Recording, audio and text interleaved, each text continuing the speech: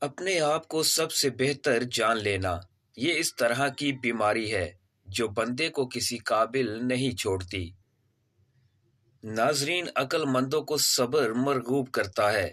جو بات کرنے کے مقابلے میں صبر اختیار کرتا ہے وہ آسمان سے بلند ہو جاتا ہے۔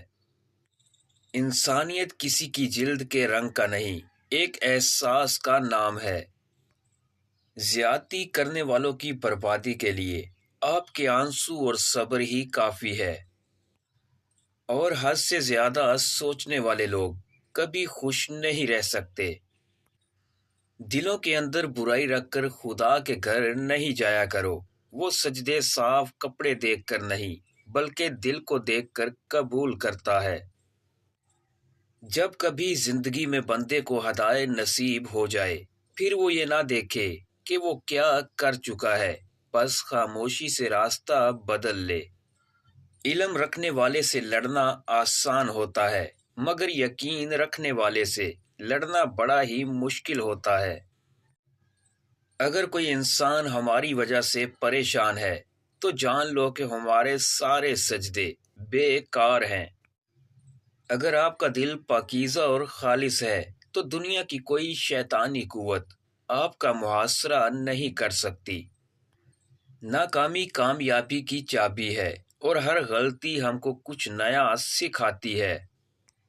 بندہ جب منافقت کی سیڑھیاں چڑھنا شروع ہو جاتا ہے تو اس کو جھوٹ کی عادت ہو جاتی ہے۔ دنیا کا سب سے خوبصورت پودا محبت کا ہوتا ہے جو زمین میں نہیں بلکہ دلوں میں اگتا ہے۔ خوبصورت عورت کو جاہل تباہ کر دیتا ہے جبکہ عقل مند اور دانش مند اس کی خوبصورتی کو بڑھا دیتا ہے۔ اور دنیا میں دو چیزیں خاموشی سے کرو، ایک محنت اور دوسری عبادت۔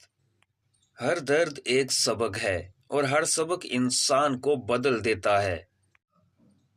وقت جب بھی شکار کرتا ہے ہر سمت سے وار کرتا ہے۔